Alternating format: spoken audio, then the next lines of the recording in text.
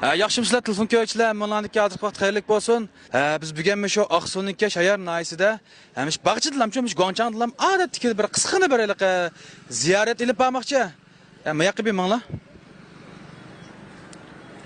Adash yaxshimi? Yaxshimi. Tinchlikmi? Yaxshi. Sizlarni menda ziyorat qilib borsak bo'ladimi? Bo'ldi. Unda olib qasman gapni boshlab beray. Shu odatda uyda shu xotin bilan urishib qolsanglar, aylanlancho.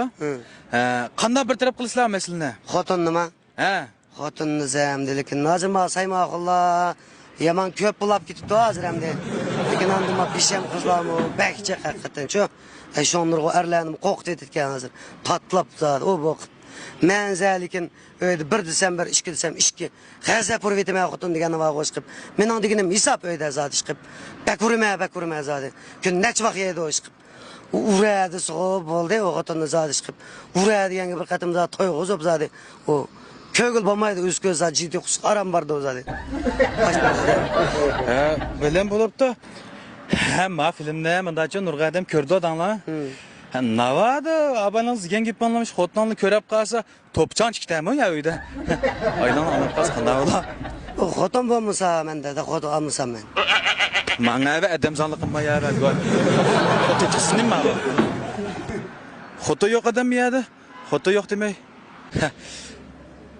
Uy, masal yomon turdig'im va. Meni bir ziyorat qilib baqila, mangla.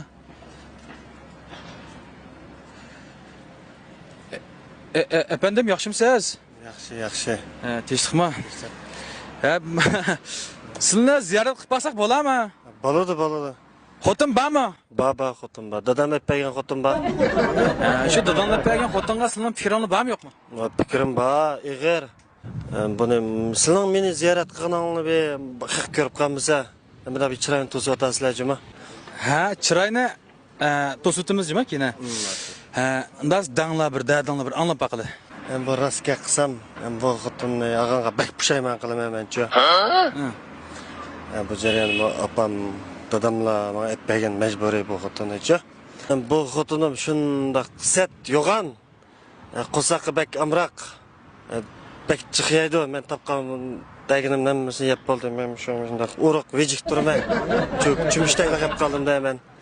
Bu xotinni qat'iy og'im yo'q deymening. Mas dadamlar zo'lab epagan. Men qashi yig'maldiki, Ayshani og'im bat dedinglar. Haliki epami deyman, shu sat xotini epirib. Bu xotinim baksat, baksimiz shimpanzlar yo'g'an, qop-qora xotini.